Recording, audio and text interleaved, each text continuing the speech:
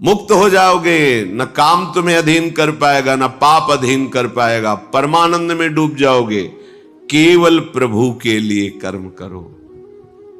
ये अगरबत्ती, धूप बत्ती, आरती, पूजा, प्रभु को अपना नहीं माना तो ये थोड़ा शुभ कर्म बन गया, बस ये तुम्हारा प्रायश्चित नहीं होगा। जो तुमने अधर्माचरण के अगरबत्ती धूप बत्ती से खत्म होने वाले नहीं हैं, उनके लिए तुम्हें नाम जप करना पड़ेगा, नाम कीर्तन करना पड़ेगा। नाम कीर्तनम यस्य सर्व पाप प्रणाशनम, समस्त पापों का नाश करने में समर्थ है। राधा राधा राधा, कृष्ण कृष्ण कृष्ण, गोविंद गोविंद गोविंद। भगवन नाम, अगर भगवन नाम का आप निरंतर जप करने लगे तो आप स्वयं तर जाएंगे और लोगों को तार देंगे। मम भक्ति युक्तो भुवनम पुनात सतरति सतरति सा लोकान तारयति। जो भी कर्म कर रहे हो वो भगवान के लिए भावना करो, उस कर्म को भगवान को समर्पित करो, तो तुमसे पापाचरण नहीं होगा।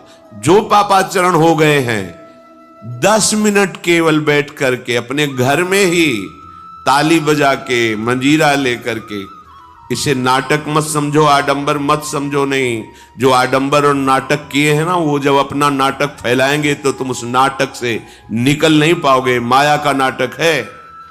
भगवान नाम कीर्तन, ये जो लोग कहते हैं ना कि भगवान तो हृदय में बैठे, दिखावे की क्या जरूरत है।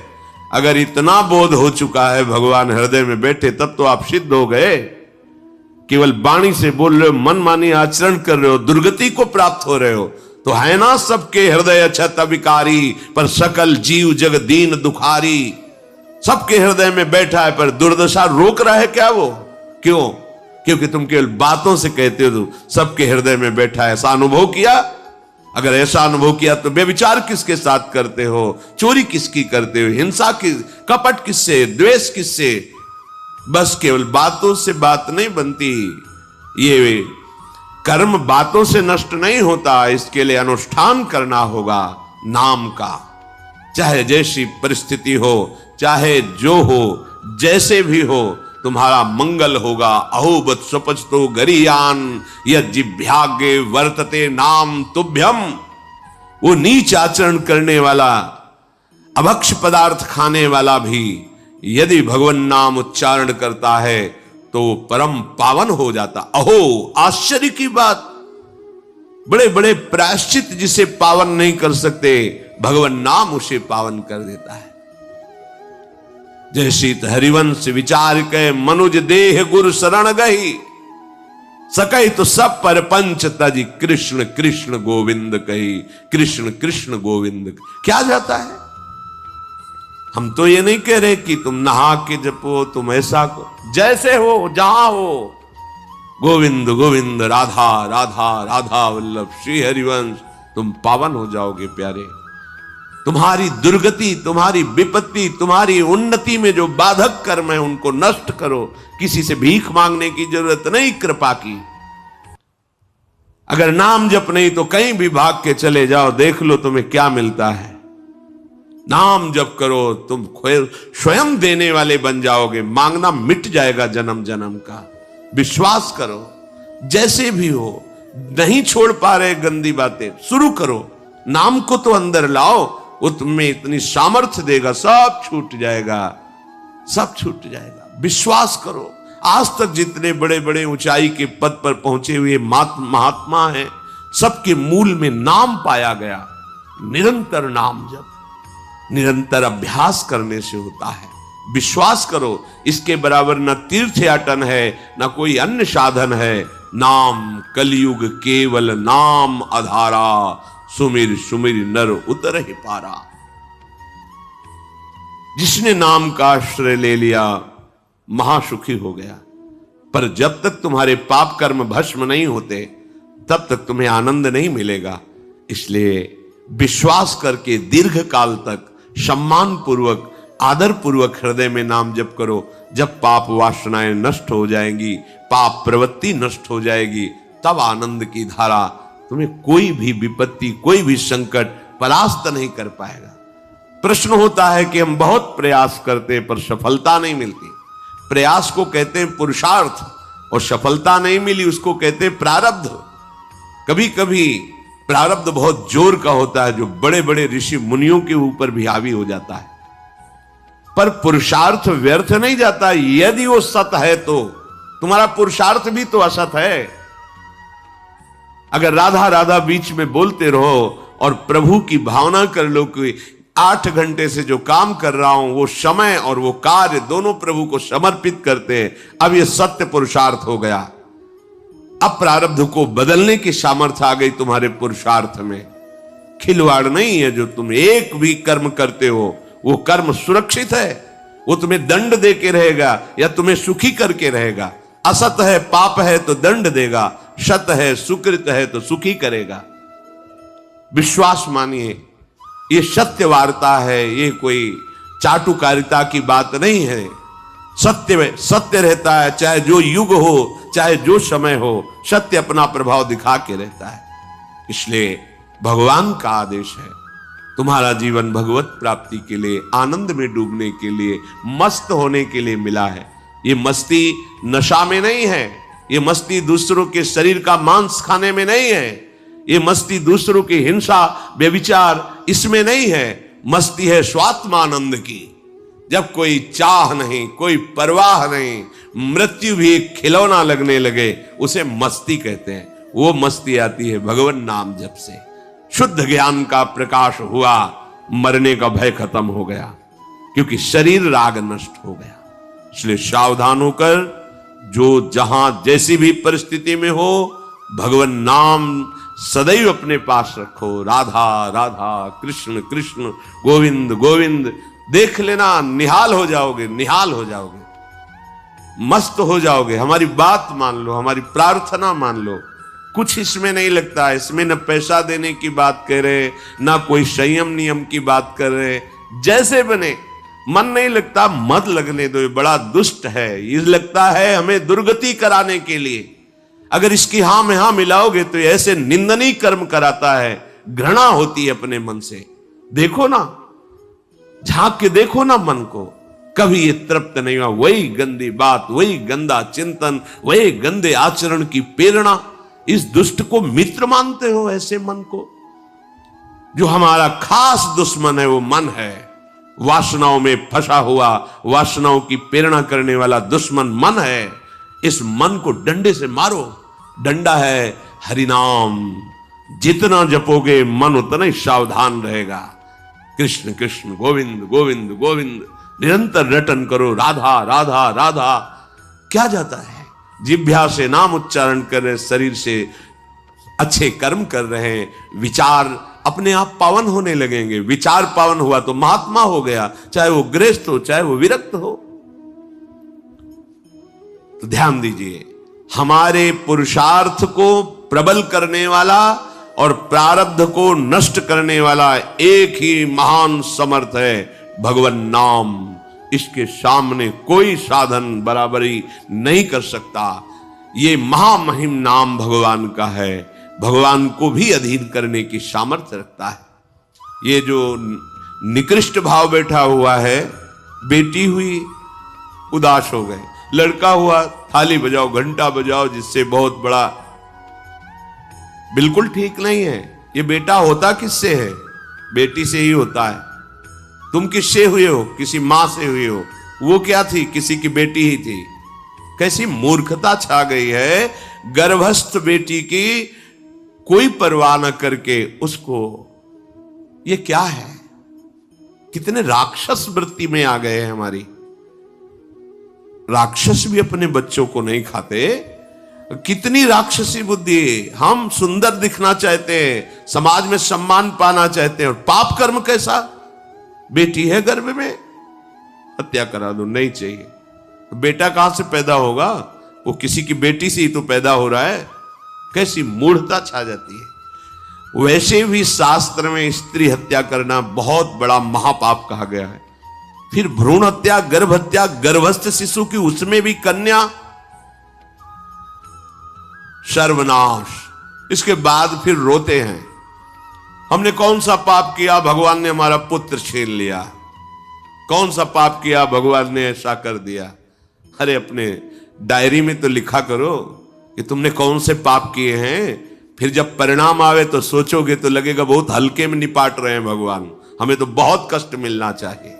कैसी कैसी निर्दयता बैठ गई हो। हम मनुष्य कहलाते हैं, सदगृहस्थ कहलाते हैं, गर्व से चलते हैं और गर्भस्थ शिशु की हत्या करते हैं। मान जाओ, ना सत्संग सुन रहे हो, ना शास्त्र स्वाध्याय कर रहे हो, इसलिए तुम्हें पता नहीं कि तुम कौन सा पाप कर रहे हो। ऐसे ये पाप, कुछ पाप ऐसे हैं जिनको वज्र की लीक कहा गया। वज्र की लीक में मिटाल नहीं सकते, तुम्हें भोगना पड़ेगा। जो गृहस्थ है और संतान नहीं है, उस जीवन को सार्थक करने के लिए अपने गृहस्थ जीवन का त्याग करो, तीर्थ धाम कहीं वास की व्यवस्था करो और दोनों मिलकर भजन करो, अपने शरीर को पूरा करो, तो जीवन सार्थक हो जाएगा। अगर गृहस्थ है, संतान है, पढ़ाओ लिखाओ, उसको उसी योग्य करो जैसे तुम्हारे माता पिता ने किया है, तो तुम उस ऋण से मुक्त हो जाओगे। और फिर भी भजन करो, भजन ही तुम्हें भगवान की प्राप्ति कराएगा। दूसरा, जो अपने धर्म से भ्रष्ट हो चुका है, उसका जीवन व्यर्थ है। आपका एक धर्म है, सबसे पहला धर्म है मनुष्य धर्म। मनुष्य का क्या कर्तव्य है? अपने प्राणों का भी बलिदान देकर दूसरे की रक्षा करना, और यहां अपने मन को सुख पहुंचाने के लिए दूसरे की हत्या कर देना। कैसा राक्षसी भाव वृत्तियों में आ गया। देखो, अगर कोई माता बहन एकांत मिल जाए तो बस राक्षस जैसे टूट पड़ते हैं। ऐसे स्वभाव, मार दो, जला दो, काट दो। बड़ी दुर्गति होगी, देख लेना, यहां भी होगी। छुपा के भी कर लो, तब कर्म प्रकाशित होगा। जब तुम अपराध नहीं करोगे, अपराध नहीं करोगे, तब वो अपराध तुम्हें फंसाएगा और जीवन भर रुलाएगा। मरने के बाद नर्क मिलेगा। नर्क माने बड़ी जेल है, वो बड़ी जेल, ये छोटी जेल है। जैसे बड़े अपराधियों को बड़ी जेलों में भेजा जाता है, तो विश्व ब्रह्मांड की सबसे बड़ी जेल और वहां के सबसे बड़े जेलर यमराज, वहां दंड मिलता है। आप ऐसा ना सोचिए कि ये सब गप है। गांव में जैसे बात करे तो लगता है गप है। जब जेल हो आते हैं ना तो कहते हैं, एक गांव में मिले थे, कहा था कि अगर रोज 5 जूता कोई गांव में हमें मारे तो हम उसे सह लेंगे, लेकिन दोबारा जेल जाने वाला आचरण नहीं करेंगे। दिखा रहे थे कि देखो कैसे कैसे कष्ट वहां के कैदी भी मारते हैं जो बहुत पुराने हो गए हैं। वो हमको अनुशासन में रखते हैं। ऐसा ऐसा कितना कष्ट। अब वो गया ना तो भोगा, अब माया के कारण स्मृति नष्ट हो गई नहीं, सैकड़ों बार अपने भी भोग के आ रहे हैं नरक। दूसरे, उसका जीवन नष्ट है जो धर्म का त्याग कर चुका है। तुम पिता माता से प्रकट हुए, तुम्हारा धर्म है माता पिता की सेवा करना। वयोवृद्ध बेचारे माता पिता उठने बैठने में असमर्थ हैं। आप पैसे कमाने के लिए अपनी बहुली निकल गए, अब वो कष्ट भोग रहे हैं। ना उनको देखना है, ना उनकी व्यवस्था करना है। मरने दो तो ठीक है, तुम्हें जब परिणाम आएगा तब तुम भी तो बनोगे ना वृद्ध, तब तुम्हें पता चलेगा। अवश्य में भोक्तव्यम कृतम कर्म शुभाशु। होश में माता पिता सबसे पहले भगवान हैं, यदि आप गृहस्थ हैं तो। अगर आप बाल्यावस्था से भगवान के मार्ग का अनुसरण कर रहे हैं तो फिर भगवान प्रणत कुटुंब पाल रघुराई, भगवान व्यवस्था कर देते हैं। वैराग्य मार्ग में लौटकर पीछे नहीं देखा जाता। हमारे भगवान के अवतार माने गए महाप्रभु चैतन्य देव, नवयुति विष्णु प्रिया जी माता सची छोड़ के चल दिए। आद्य गुरु भगवान शंकराचार्य भगवान के अवतार मां केवल छोड़ के चल दिया। भगवान के मार्ग में यदि ऐसे चले तो भगवान संभाल लेते हो, परम पद मिलता है 21 पीढ़ियों को। मां तो बिल्कुल नजदीक है, 21 पीढ़ियों को भगवत प्राप्ति हो जाती है। और शब्द है प्रणत कुटुंब पाल रघुराई, भगवान स्वयं उसके परिवार का पोषण करते हैं। पर यदि गृहस्थ धर्म में हो और अपने माता पिता का त्याग कर दिया, उनकी सेवा नहीं करते, वो दुख भोग रहे, तो नरक यंत्रणा मिलेगी और जीते जी तुम उन्नति को प्राप्त नहीं हो सकते। तुम्हें भले उन्नति दिखाई देती हो, बाद में परिणाम देख लेना आप। तीसरा, जो दूसरों के भोजन छीनने की चेष्टा में रहता है, कैसे इसका धन अपहरण कर लें, कैसी जमीन अपहरण कर लें, कैसे इसकी अव्यवस्था पैदा कर दें इसके जीवन में। जो केवल अपने ही सुख को देखता है उसकी दुर्गति होती है। तीसरा, उसका जीवन व्यर्थ है। जो दूसरों के सुख का अपहरण करके सुखी होना चाहता है, सदैव केवल अपने सुख में डूबना, सोचना कैसे मैं सुखी हो जाऊं, अधर्माचरण करूं, छीन लूं, क्या करूं, कैसे करूं, उसका जीवन व्यर्थ है। और चौथा, जो आए हुए साधु महात्मा अतिथि का अनादर कर देता है, अपमान कर देता है, सारे सुकृत नष्ट हो जाते हैं। ये चार का जीवन बिल्कुल व्यर्थ हो जाता है। इनको असत जीवन कहा गया है, वृथा जीवन कहा गया है। इसलिए हे युधिष्ठिर, ये चार दोष कभी हृदय में ना आने पावे।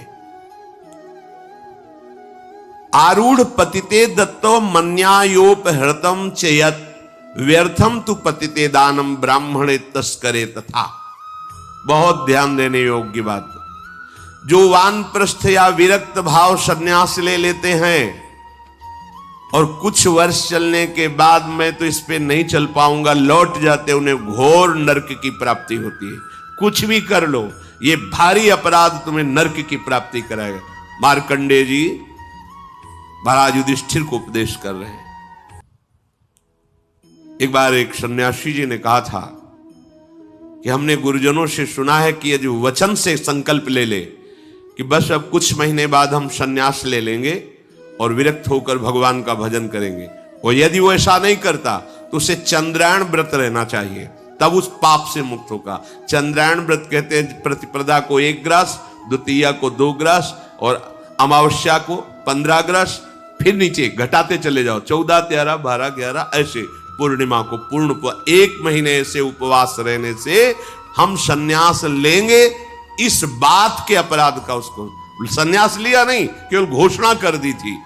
और जो सन्यास ले लिया या वानप्रस्थ, वानप्रस्थ कहते हैं पत्नी के सहित विरक्त होकर भजन करना। गृहस्थ में थे, अब निर्णय कर लिया कि अब आजीवन हम ब्रह्मचर्य रहेंगे और भगवान का भजन करेंगे। धाम तीर्थ वन आदि में रहकर वो जीवन में दोनों भजन करके भगवान की प्राप्ति में लगा, उन्हें वानप्रस्थ कहते हैं। सन्यास जो पूर्णतया वैराग्यवान होकर केवल भगवान के आश्रित जीवन। सन्यास मार्ग में माता पिता परिवार का दिया हुआ कुछ स्वीकार नहीं किया जाता, उनके द्वारा भरण पोषण नहीं स्वीकार किया जाता। अगर स्वीकार करता है अपने धर्म से भ्रष्ट हो जाता है। ये मनमानी आचरण, न शास्त्र स्वाध्याय है न सत्संग में श्रद्धा है। मनमानी आचरण से अध्यात्म मार्ग प्रकाशित नहीं होता। जिसने सन्यास ले लिया और वो फिर गृहस्थ में लौट जाता है, अब हमसे तो होने वाला नहीं, तो उसे आरूढ़ पतित कहते हैं। आरूढ़ पतिते दत्तो मन्यानयोपहृतम चयत, उसको दुर्गति प्राप्त होती है। इसलिए होश में, ये मार्ग ऐसा नहीं अब हमारा मन नहीं लगता, अरे अहो भाग्य है कि तुम्हारे भाग्य से विषय भोग मिटा दिया भगवान ने, तुम्हें परमार्थ का मार्ग दे दिया। जिसको छोड़ना कठिन है भगवान ने उसे काट दिया, चलो मेरे मार्ग में चलो। हम मनमानी आचरण नहीं, बिल्कुल नहीं। यहां शास्त्र आदेश करता है, ऐसे नहीं होना चाहिए कि 4 दिन हुए कपड़ा उतार दिया, कपड़े बदल लिए, 5वें दिन फिर उसी पोशाक में। तो जानते हो इससे क्या होगा? जीवन भर कुछ कर लो, दुर्गति प्राप्त होगी। तस्मात् शास्त्रम प्रमाणम ते कार्य, ये कानून है। कानून में फंस गए तो सजा निश्चित होगी। ये भागवतिक कानून, जैसे एक राजकीय कानून है, तो ये भागवतिक त्रिभुवन का कानून है। त्रिभुवन में कहीं यही कानून काम करेगा। अलग अलग देश का कानून है, लेकिन ये त्रिभुवन का कानून है, विश्व का कानून है, ये भगवदीय कानून है। अगर इसमें फंस गए तो निकलना मुश्किल हो जाएगा। बहुत शास्त्र के अनुसार चलो। तो जो वानप्रस्थ या सन्यास लेकर के पुनः गृहस्थ धर्म से युक्त हो जाता है, उसकी दुर्गति निश्चित हो जाती है। आप तुम वो कर ही नहीं पाओगे। जैसे कहते हैं अब मंत्र ले लिया, आप क्या जाने की जरूरत है? मंत्र प्रकाशित ही नहीं होगा, जप ही नहीं पाओगे। लिख के देख लो, ये शब्द लिख लो, मंत्र नहीं प्रकाशित होगा, जप ही नहीं पाओगे। खिलवाड़ है परमार्थ चलना। एक एक अक्षर में अगर त्रुटि हो जाती है तो छाती जलेगी। कैसे गलती कैसे होगी? एक अक्षर भी अगर शास्त्र सम्मत इष्ट प्रेरित है, हृदय शीतल रहेगा, परमार्थ प्रकाशित रहेगा, ये मार्ग है। अब कौन शास्त्र स्वाध्याय करता है? कहां में सत्य चर्चा सुनने को मिलती है? भगवत कृपा है जो सुनने को मिल रही, इसको हृदय में धारण करो। जो जीवन हमें भगवान ने दिया है ये निंदनीय जीवन नहीं है, ये रोने वाला जीवन नहीं कि हाय हमें दूल्हा नहीं मिला, दुल्हन नहीं मिली, हाँ संसार के भोग नहीं मिले, परिवार बड़ी कृपा हुई जिस दलदल से हम नहीं निकल सकते थे, नहीं निकल पाए अनंत जन्मों से, आज हमारी लाडली ने फूल जैसा मुझे अलग कर दिया। ये गृह कारज नाना जंजाला, ते अति दुर्गम शैल विशाला, ये शर्म आवत अति कठिनाई, राम कृपा बिनु आए न जाई।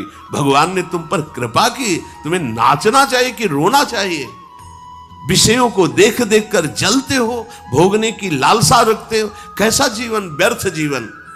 बिल्कुल नहीं, सावधान, तुम्हारा जीवन भगवान के लिए, तुम्हारे भाग्य में श्री जी लिख दी गई है। आह, हमें नाचना चाहिए। हमारे भाग्य को बदलकर प्रभु ने अपना चरणारविंद, अपना धाम, अपना नाम, अपनी सेवा दे दी। धिक्कार है अगर ऐसे होने पर भी ललचाए और उस मार्ग की तरफ जाए जहां से श्री जी ने निकाल लिया है। तो जो वानप्रस्थ या संन्यास धर्म स्वीकार करके पुनः गृहस्थ धर्म का आश्रय ले लेता है, उसकी नारकी गति होती, दुर्गति होती है।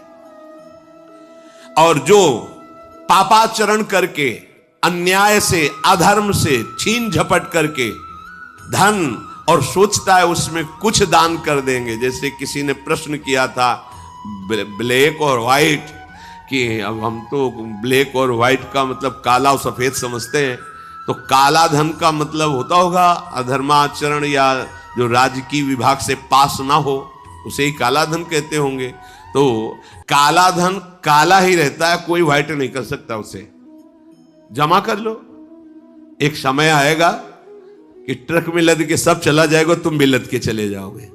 अगर वो समय ना आया तो यमराज के दूत तुम्हें ले जाएंगे, सब यही पड़ा रहेगा। होश में चलो। दान किसे कहते हैं? खूब मेहनत करो, धर्म से कमाओ, फिर उससे एक रोटी की व्यवस्था किसी की भी कर दो, उसे शतदान कहते हैं। लाखों बेईमानी से कमाए, अधर्म आचरण से दूसरों को चूस चूस के ऐसा दुख दे कर फिर सोचा कि लाख में 10,000 दे देते हैं, व्हाइट हो जाएगा। व्हाइट नहीं हो जाएगा, ये और तुम्हारे ऊपर आक्रमण कराएगा, क्योंकि जिनको दे रहे हो उनकी भी बुद्धि तो भ्रष्ट होगी, तो तुम्हारा धर्म बनाना, हाँ व्हाइट नहीं होगा, फाइट होगी। मार पिटाई शुरू करवाएगा, वो ऐसे आचरण करवाएगा, जहां जाएगा वहां खोपड़ी फोड़ेगा, उसका परिणाम जब आपके आएगा तो आपकी खोपड़ी फूटेगी। व्हाइट तो तब हो सकता है जब व्हाइट चलो। व्हाइट का तात्पर्य होता प्रकाश, श्वेत, ये लक्षण सतोगुण का। सात्विक भाव से चलो, मेहनत की कमाई से, पसीना चुहा के खूब मेहनत किया और फिर किसी को दिया, तुम्हारा परिवार उन्नतिशील रहेगा, तुम्हें लोक परलोक में सुख प्राप्त होगा।